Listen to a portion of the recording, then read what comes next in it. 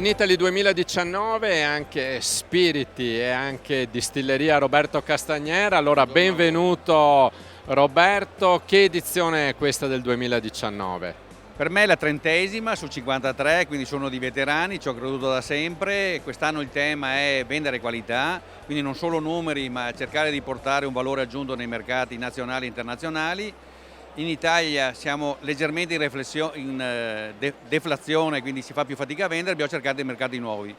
Ma non cercarli solo per andarci, ma cercare per vendere valore aggiunto, quindi prodotti di alta qualità, prodotti del lusso, e l'Italia oggi è regina dei prodotti del lusso. Allora, Roberto Castagner ci ha insegnato in questi anni che quando il momento è difficile è proprio lì che bisogna intervenire, perché è proprio in quel momento che poi si gettano le basi per risollevarci. Voi avete fatto anche uno studio particolare sulla grande distribuzione, che cosa ne è scaturito, Roberto? Che l'innovazione salverà l'Italia dalla recessione, quindi bisogna innovare, cercare quei consumatori che oggi non conoscono i prodotti, vendere il prodotto a valore aggiunto attraverso delle innovazioni vere.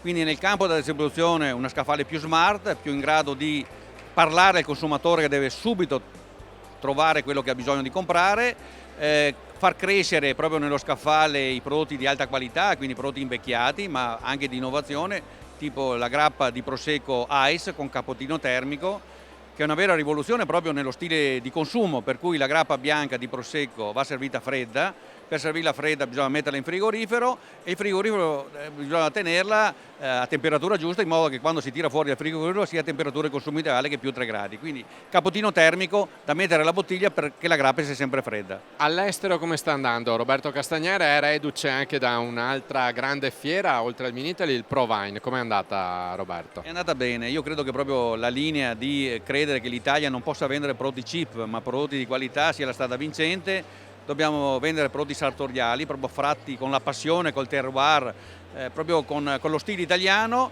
Questo è piaciuto a tutto il mondo, lo stiamo riconfermando, vedete gli importatori che ci sono nel mio stand in questo momento qua.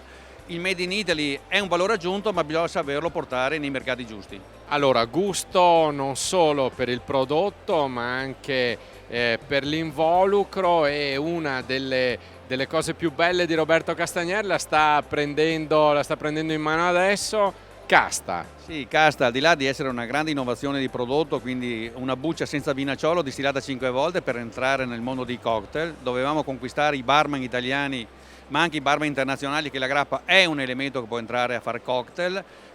Abbiamo avuto la fortuna e il merito di aver vinto la medaglia d'oro anche quest'anno nel premio packaging, ma soprattutto vedete i giovani che si fermano al nostro bancone per degustare i cocktail, quindi la grappa finalmente è stata sdoganata, può entrare in cocktail a parità del gin ma a parità della vodka, e quindi è sicuramente un elemento che nel futuro ci darà grosse soddisfazioni per bere non solo un americano nei cocktail ma anche un italiano. Allora, siamo al Vinitaly, siamo abituati a fare un brindisi. Con cosa lo facciamo, Roberto Castagnere? Adesso ci spostiamo dai barman. Io comincerei da questa Casta Negroni, che è il cocktail chiaramente che apre un momento di stare insieme, ma soprattutto finiamo poi la fine con una mia 20 anni, che è l'orgoglio anche del mio lavoro. Una grappa barrique mercata a 20 anni è un lusso da provare solo con persone che capiscono qualcosa.